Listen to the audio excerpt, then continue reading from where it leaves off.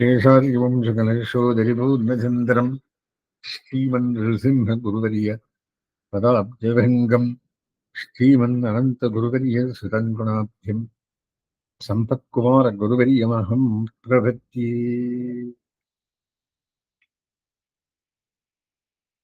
इस अध्याय में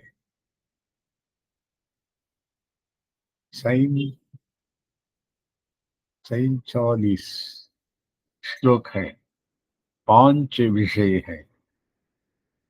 ये अध्यात्म योग या आत्म संयम योग कहलाता है।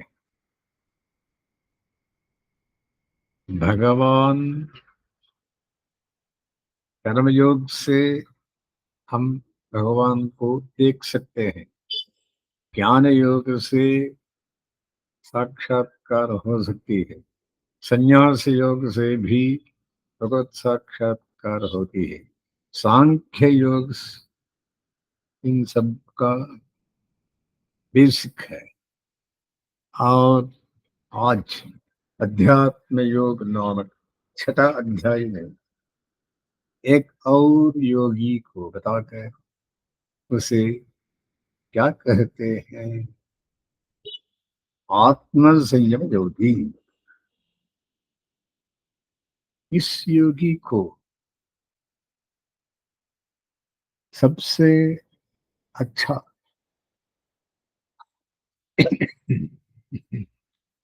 योगी कहते हैं। इस अध्याय को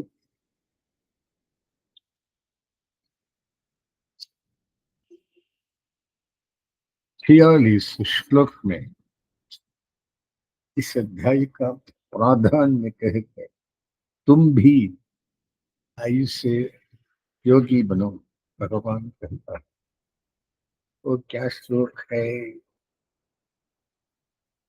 तपस्विभ्योरिको योगी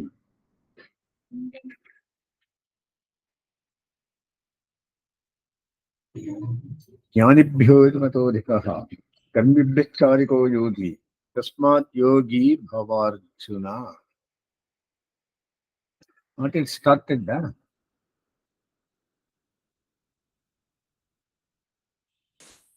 அடியன் ஆயிருக்கு சுவாமி. அடியன் இந்த ஸ்டார்ட் ஆயில்லையா? ரெக்கார்ட்ல தான் இருக்கு சுவாமி. அடியன் सही। इसलिए इस योगी जीवात्म योगी सबसे ऊंचा वाला है। तपस्वियों से श्रेष्ठ है, ज्ञानियों से भी श्रेष्ठ है और कर्मियों से भी श्रेष्ठ है। इसलिए अर्जुन तू योगी हो। जो पुरुषार्थ केवल तपों से, जो आत्मज्ञान के अतिरिक्त अन्य ज्ञानों से और जो केवल अश्वमेधादि कर्मों से सिद्ध किया जाता है, उन सबसे अधिक पुरुषार्थ का साधन योग है, आत्म साक्षात्कार योग। इसलिए तपस्वियों से, ज्ञानियों से और कर्मियों से योगी श्रेष्ठ है। किस योगी? इस अध्याय का योगी माने आत्म साक्षात्कार योगी। अतएव अर्जुन तू इस योग का योगी बन। ये अल्टीमेट श्लोक में है। अल्टीमेट श्लोक या अंतिम श्लोक में भगवान और एक योगी को बताता है जिसके विषय 7, 8, 9, 10, 11, 12 अध्यायों में बतलाता है। वो है परमात्म योगी। आत्मयोगी 6ठा अध्याय में, परमात्म योगी 2य शतक में। वो कैसे रहता है? सबसे उत्कृष्ट है वो परमात्म योगी। उसे अंतिम श्लोक में कहते हैं योगिनाम सर्वेषां सब योगियों से भी मद्गतेनांतरात्मना श्रद्धावान भक्त मुझ में लगे हुए मन से मुझको भजता है। श्रद्धावान भजते जो माम समे युक्त तमो मतः, वो मेरे मत में श्रेष्ठतम है। माने जीवात्म योग छठे अध्याय से अंत होता है। इसका आधार करके परमात्म योग को जानना, उस परमात्म योग की योगी नाम सर्वेशम सर्वभूतस्थम इत्यादि श्लोक में जिन चार प्रकार के योगियों का प्रतिदिन किया गया है, ये इस श्लोक में कहा जाने वाला योगी उनके अंतर्गत नहीं है। अतएव यहाँ निर्धारण के अर्थ में षष्ठी विभक्ति नहीं हो सकती। मेरे प्रेम के अधिकता के कारण, जिसका स्वभाव साधारण मनुष्यों से सर्वथा विलक्षण हो गया है, जो मुझ में लगी हुई अंतरात्मा से यहाँ बाहर भीतर की समस्ता वृत्तियों का विशेष रूप से आश्रयभूत मन ही अंतरात्मा है, ऐसे मन से जो मुझे भजता है, अर्थात मेरा अत्यंत प्रेमी होने के कारण, जो मेरे बिना अपना जीवन धारण करने में भी असमर्थ है, इसलिए मुझ में लगे हुए मन से मुझे भजता है। जो श्रद्धावान भक्त मेरा अत्यंत प्रेमी होने के कारण मेरा क्षण भर का भी वियोग नहीं सह सकता, अतएव मेरी प्राप्ति की साधना में अत्यंत उतावला होकर जो मुझे भजता है, वो मेरे मत में श्रेष्ठतम है। इसका अभिप्राय क्या है? विचित्र अनंत भोग्य पदार्थ, भोक्तृवर्ग, भोग साधन और भोग स्थानों से परिपूर्ण निखिल जगत का उद्भव, पालन और संहार मेरी लीला है। कृष्ण परमात्मा का संपूर्ण दोषों के स्पर्श से रहित असीम अतिशय ज्ञान, बल, ऐश्वर्य, वीर्य, शक्ति और तेज प्रभृति असंख्य कल्याण मय गुण समूहों का मई भंडार हूँ। मेरा दिव्यष्टि विग्रह स्वेच्छानुरूप सदा एक रस, अचिंत्य, दिव्य, अद्भुत, नित्य, निर्मल, निर्दिशय, औज्ज्वल्य, सौंदर्य, सौगंध्य, सौकुमार्य, लावण्य और यवनादि अनंत गुणों का आगरा आगार है। मेरा स्वरूप और स्वभाव मन वाणी से अगोचर है। ऐसा मैं अपार कारुण्य, सौशील्य, वात्सल्य, औदार्य और ऐश्वर्य का महान समुद्र हूँ। भेदभाव का विचार किए बिना ही समस्त लोगों को शरण देने वाला हूँ। शरणागतों के दुखों को हरण करने वाला हूँ। आश्रितों के लिए वात्सल्य का एकमात्र समुद्र हूँ। मैं अपने स्वभाव को न छोड़ते हुए ही वसुदेव जी के घर में अवतीर्ण होकर समस्त मनुष्यों के नेत्रों का विषय बना हूँ और अपने अपरिमित अतिशय तेज से अखिल जगत को प्रकाशित कर रहा हूँ। अपनी कांति से विश्व को आप्यायित कर रहा हूँ। ऐसे मुझ परमेश्वर को जो भजता है, मेरी सेवा अर्थात उपासना करता है, वो मुझे युक्ततम मान्य है। ये योगी सबकी अपेक्षा अत्यंत श्रेष्ठ है। ये बात मैं, जो सबको सब समय यथार्थ स्थिति में अपने आप ही साक्षात करने वाला हूँ, वो स्वयं मानता हूँ।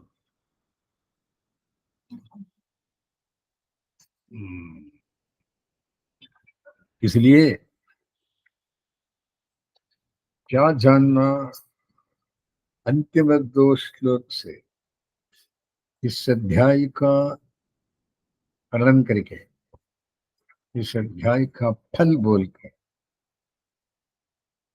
अंतिम श्लोक से आगे आने वाली परमात्म योगी का विचार करता है।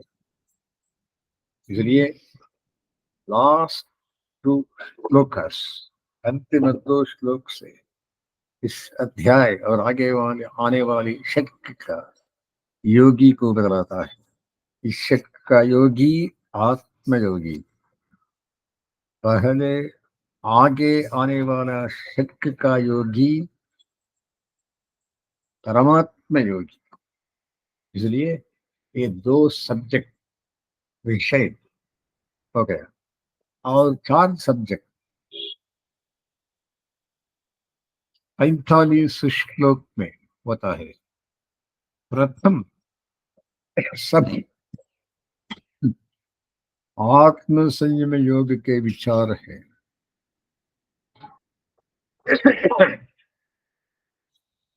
आत्म संयम योग माने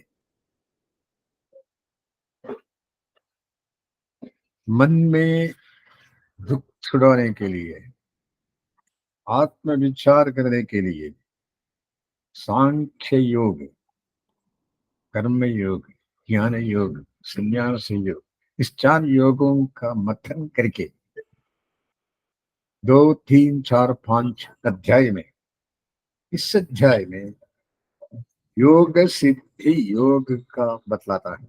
योग सिद्धि योग में प्रैक्टिकल योग आत्म साक्षात्कार के लिए,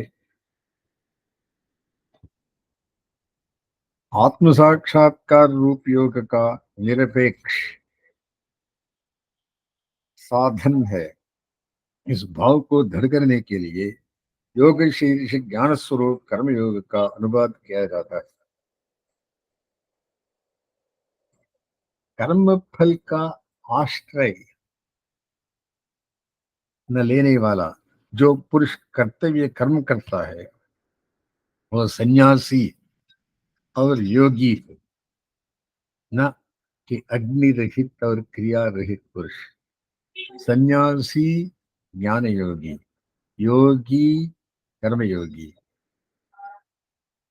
जो पुरुष स्वर्ग और कर्म फलों का आश्रय न लेकर कर्तव्य समझकर कर्मानुष्ठान नहीं करने योग्य है, पामा गए सर्वथा सुहृद रूप परम पुरुष की सेवा होने के कारण कर्म करना ही मेरा प्रयोजन है, उनके द्वारा साध्य फल से तनिक भी नहीं, इस भाव से जो कर्म करता है वो सन्यासी ज्ञान योग निष्ठ भी है और योगी कर्म योग निष्ठ भी है। अभिप्राय ये कि आत्म साक्षात्कार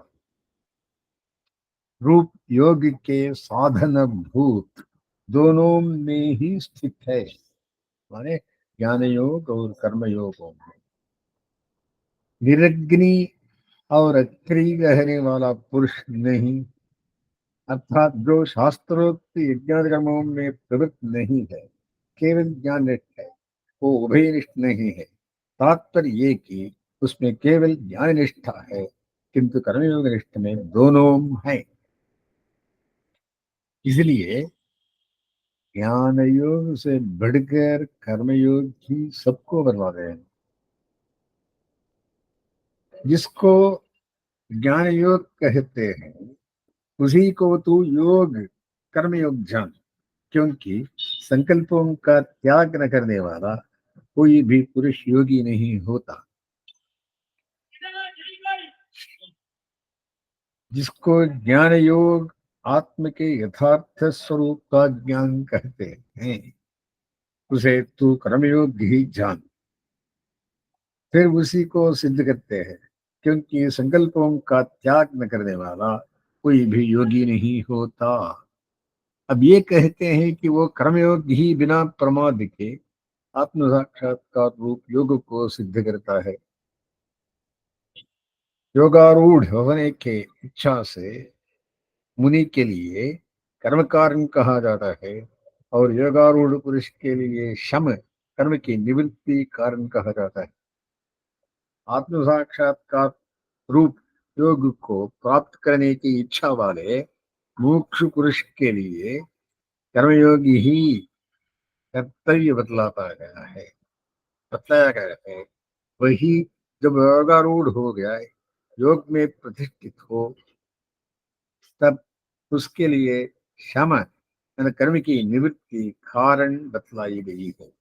अभिप्राय ये कि जब तक आत्म साक्षात्कार रूप मोक्ष की प्राप्ति रहो तब तक कर्म करना ही कर्तव्य है।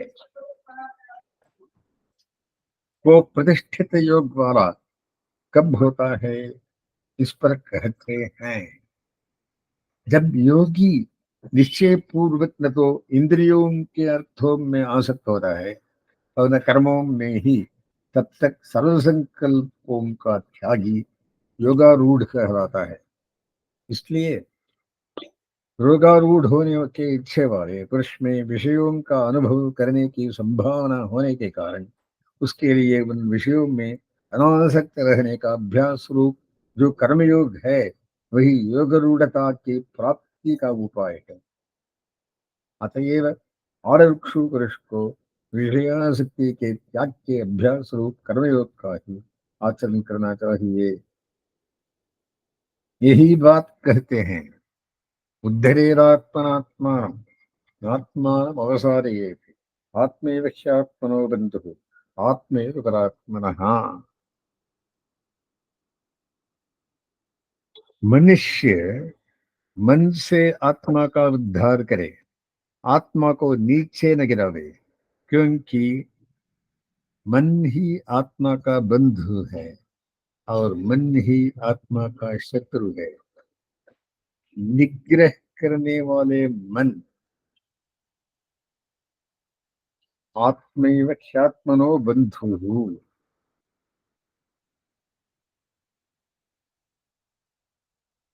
अनिग्रहित इंद्री जो है उसके आत्मा ही शत्रु का हो सकता है। यानी विषयों में आसक्त न होने वाले मन से आत्मा का उद्धार करना चाहिए। इसके विपरीत विषयासक्त मन से आत्मा को नीचे नहीं गिराना, क्योंकि आत्मा मन ही तो अपना बंधु है और ये मन ही अपना शत्रु है। विषयासक्त होने से शत्रु कहलाते हैं, शमरमादि गुण युक्त होने से आत्मा को बंधु कहते हैं।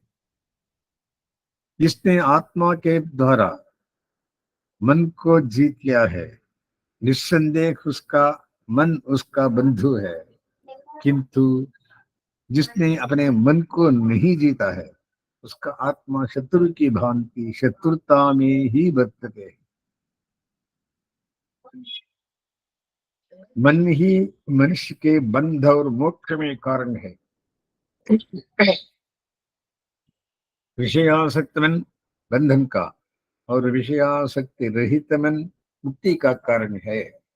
मनेव मनुष्याणाम कारणम बंधमोक्षयोः बंधाया विषयासंगी मुक्तियै निर्विषयम मनः। विष्णु पुराण से ये श्लोक लिया गया है।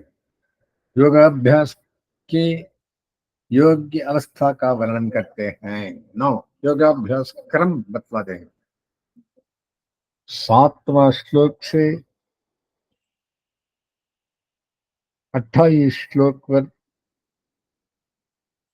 ये योग विधि कहता है। दिस आत्मज्ञानी आत्मयोगी या छठा अध्याय का आत्म संयम योगी शीतोष्ण सुख दुख और मन अपामान अपामान में जिसका आत्म जीता हुआ है उस प्रशांत पुरुष को मन में परमात्मा समाहित रहता है। जिसका मन ज्ञान विज्ञान से तृप्त है, जो कूटस्थ है, हृदयेंद्रिय है और मिट्टी पत्थर तथा सुवर्ण को समान समझाने वाला है, वो योगी युक्त कहा जाता है। जो ज्ञान विज्ञान तृप्तात्मा है, आत्मस्वरूप विषय ज्ञान से और उसके प्रकृति विलक्षण आकार विषय का विज्ञान से जिसका मन तृप्त है वो कूटस्थ है। जो देवादि अवस्थाओं में रहता हुआ सर्वसाधारण ज्ञान को एकाकारता रूप आत्मा में स्थित रहता है, तथा इसलिए जो विजितेंद्रिय है एवं मिट्टी के ढेले पत्थर और सुवर्ण में समबुद्धि रखता है, प्रति संसर्ग से रहित शुद्धात्मा स्वरूप में स्थिति हो जाने के कारण विभिन्न प्राकृत वस्तुओं में भोग्य बुद्धि का अभाव हो जाने से जिसका मिट्टी के ढेले पत्थर और सुवर्ण में एक सा प्रयोजन रह गया है, जो ऐसा कर्मयोगी है वो युक्त कहलाता है। आत्म साक्षात्कार रूप योगाभ्यास का अधिकारी कहा जाता है। वैसे ही जो पुरुष सुहृद, मित्र, शत्रु, उदासीन, मध्यस्थ, द्वेषी और बंधुओं में तथा साधुओं और पापियों में भी समबुद्धि है वो अतिश्रेष्ठ है।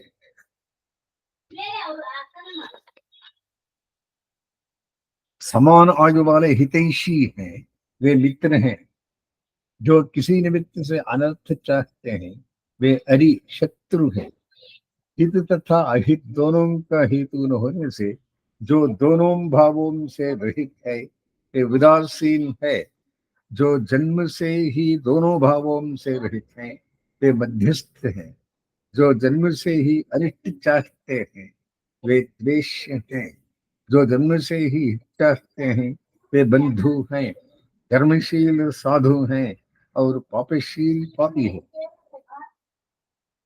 चित्त और मन को वश में कर लेने वाला योगी एकांत में अकेला स्थित होकर तथा आशा और परिग्रह से रहित होकर अपने आप को निरंतर आत्मा में युक्त करे। शुद्ध स्थान में न अत्यंत ऊंचा न अत्यंत नीचा अपना स्थिर आसन स्थापित करके उस पर वस्त्र, मृगछाला और कुशा एक के ऊपर एक बिछाकर उस आसन पर बैठकर चित्त और इंद्रियों की क्रियाओं को रोककर मन को एकाग्र करके आत्मशुद्धि के लिए योग का साधन करे।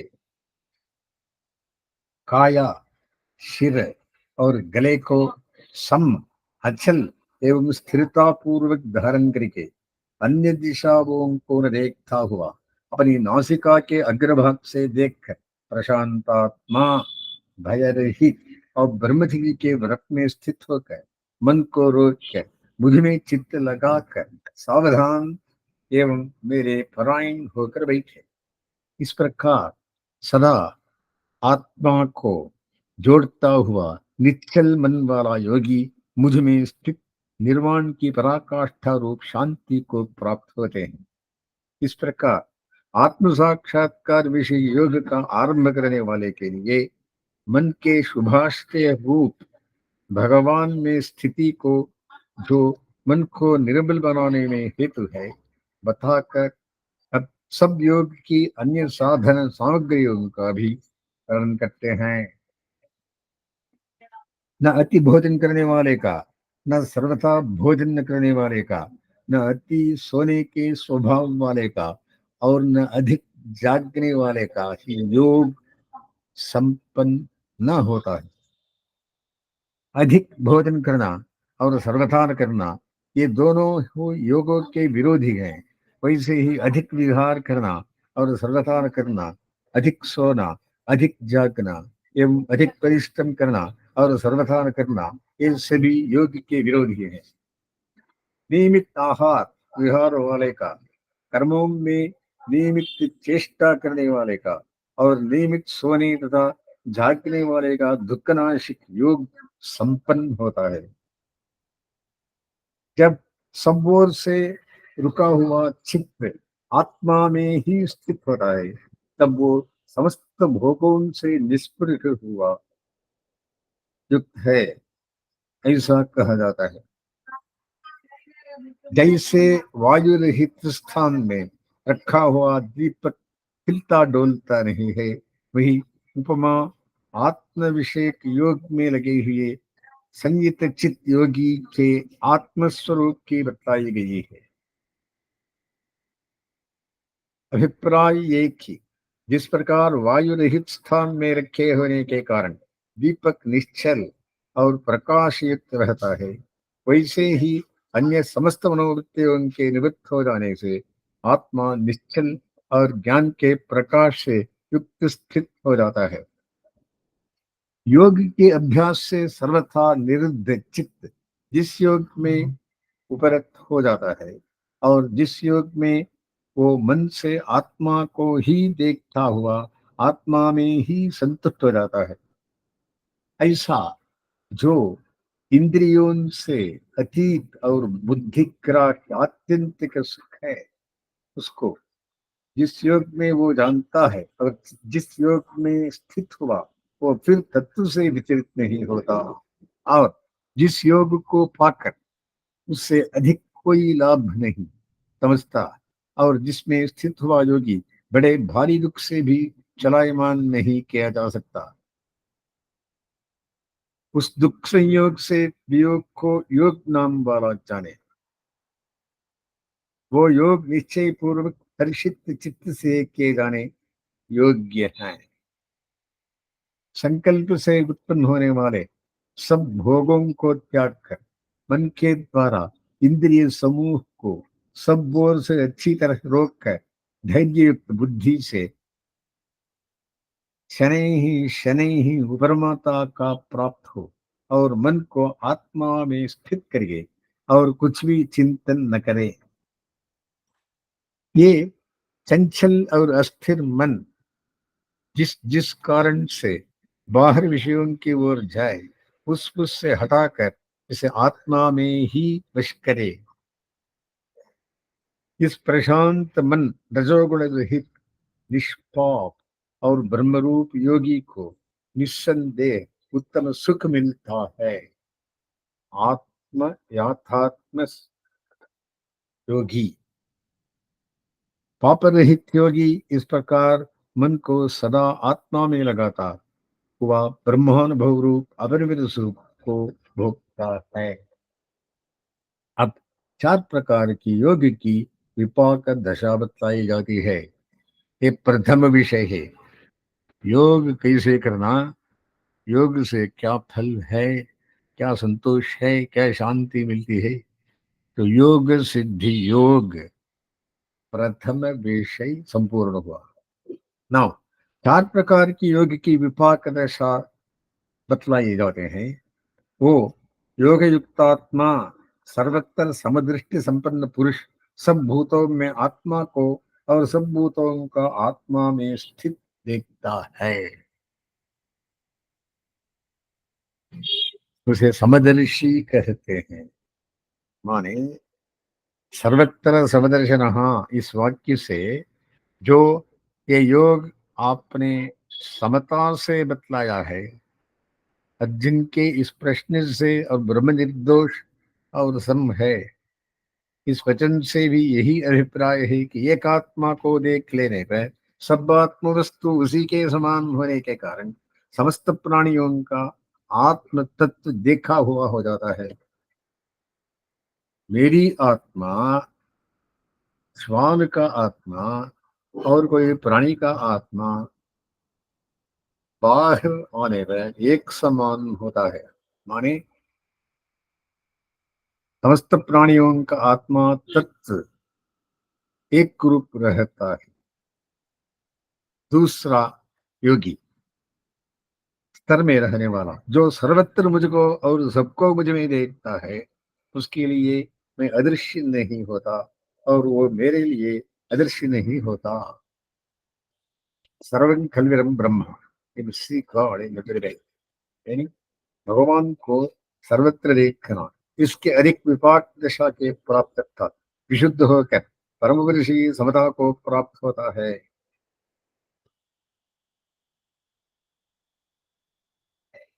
तीसरा योगी जो योगी एकत्व भाव में स्थित होकर सब भूत प्राणियों में स्थित मुझको भजता है, वो सब प्रकार से वर्तता हुआ भी मुझ में ही वर्तता है।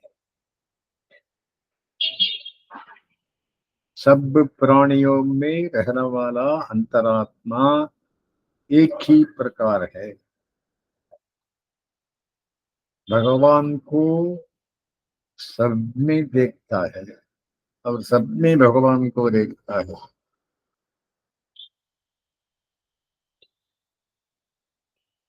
अभिप्राय ये कि अपने आत्मा में और सब भूतों में सदा मेरी समानता ही देखता रहता है। इससे भी उत्कृष्ट विपाक दशा की पराकाष्ठा बता रहे हैं। चौथा स्तर का योगी अर्जुन, जो योगी आत्मा की उपमा से सर्वत्र सुख अथवा दुख को अपने ही सदृश समान देखता है, वो योगी परम माना गया है, योग की अंतिम सीमा को प्राप्त हुआ है। अर्जुन वाच,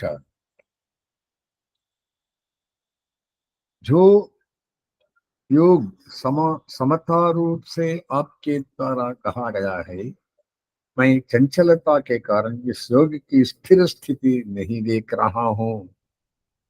स्वामी जी, आप 4 प्रकार के योग को बोले, लेकिन मैं चंचलता से इस योग की स्थिर स्थिति नहीं देख रहा हूं। इस चंचलता के कारण स्थिर स्थिति नहीं देख रहा हूं, क्योंकि श्री कृष्ण, ये मन बड़ा चंचल, परिवर्तनशील, दृढ़ और बलवान है। उसका रोकना मैं वायु के रोकने के समान अत्यंत कठिन मानता हूं। मैं अभिप्राय ये कि मन के निग्रह का उपाय बतलाना चाहिए। अर्जुन, निस्संदेह मन चंचल और दुर्निग्रह है, परंतु कौन्तेया, अभ्यास और वैराग्य से ये वश में किया जाता है। मन के वश में न करने वाले पुरुष के द्वारा इस योग का पाना बहुत कठिन है, परंतु स्वाधीन मन वाले प्रयत्नशील पुरुष के द्वारा उपाय करने पर इसका पाना संभव ही है। ये मेरा मत है। असंयतात्मा को, जिसने अपने मन को जीत नहीं लिया है, ऐसे पुरुष को बहुत बड़ा बल लगाने पर भी ये आत्मदर्शन रूप योग प्राप्त होना अत्यंत कठिन है। परंतु उपाय करके मन को वश में कर लेने वाले पुरुष को, यानी जिसने मेरी आराधना रूप पूर्वोक्त अंतर्गत ज्ञान से कर्म के द्वारा अपने मन को जीत लिया है, ऐसे साधक को यत्न करते रहने पर ये समदर्शन रूप योग प्राप्त हो सकता है। श्री कृष्णा, और एक प्रश्न पूछता हूँ। श्रद्धा पूर्वक योग साधन में लगा हुआ साधक प्रयत्न की कमी के कारण योग की सिद्धि को न पाकर योग से विचलित मन वाला होकर किस गति को प्राप्त होता है? योग भ्रष्ट कैसे रहता है? उसका योग कैसे संपूर्ण होता है? इसके बतलाइए। महाबाहो, ये चौथवा सब्जेक्ट है, लास्ट सब्जेक्ट। वो ब्रह्म के मार्ग में भूला हुए आश्रय रहित पुरुष क्या फटे हुए बादल की भांति दोनों ओर से भ्रष्ट होकर नष्ट तो नहीं हो जाता? क्या वो फटे हुए बादल की भांति दोनों ओर से भ्रष्ट होकर नष्ट तो नहीं हो जाता? जैसे मेघ का छोटा टुकड़ा पहले वाले बड़े मेघ से टूटकर और दूसरे बड़े मेघ से न मिलकर बीच में ही नष्ट हो जाता है, वैसे ही क्या ये भी नष्ट तो नहीं हो जाता? उसकी उभय भ्रष्टता कैसे है?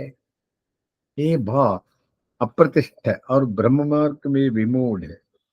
कहने का तात्पर्य ये है कि विधि पूर्वक किए हुए जो स्वर्ग आदि के साधना रूप कर्म है, वे फल कामना से रहित उपर्युक्त पुरुष के लिए अपने फल के साधक रूप से प्रतिष्ठा देने वाले नहीं होते, इसलिए वो अप्रतिष्ठ है।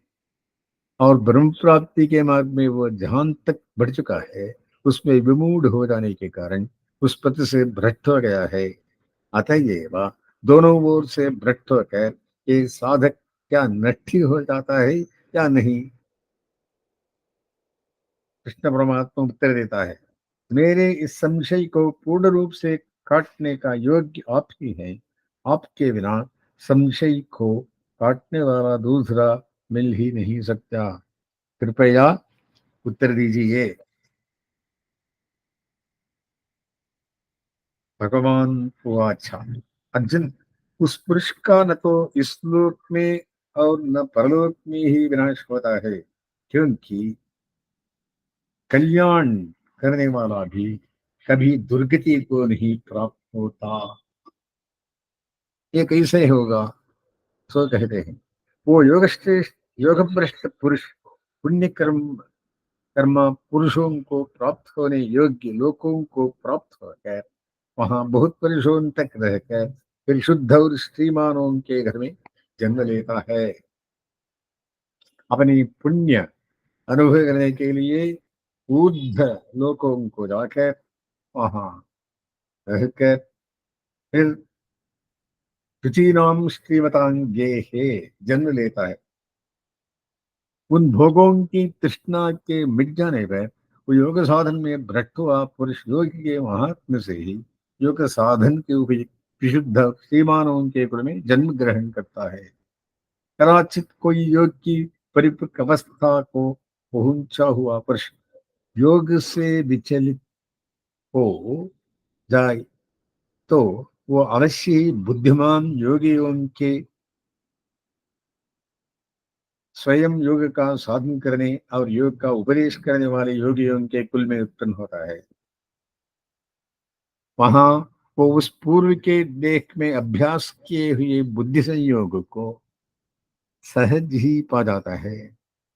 और अर्जुन उससे फिर योग की पूर्ण सिद्धि के लिए प्रयत्न करता है। वो पुरुष अवश्य होने पर भी उस पूर्वकृत अभ्यास के द्वारा निस्संदेह उसी योग की और खींचा जाता है। योग का जिज्ञासु भी शब्द ब्रह्म को लांघ जाता है। अभिप्राय यह है कि देव, मनुष्य, पृथ्वी, अंतरिक्ष और स्वर्ग आदि शब्द से वर्णन किए जाने योग की ब्रह्मरूप प्रकृति का नाम शब्द ब्रह्म है। वो पुरुष इस प्रकृति के संबंध से मुक्त होकर देव, मनुष्य आदि शब्दों से कहने में न आने वाले एक रस ज्ञानानंद स्वरूप आत्मा को प्राप्त हो जाता है।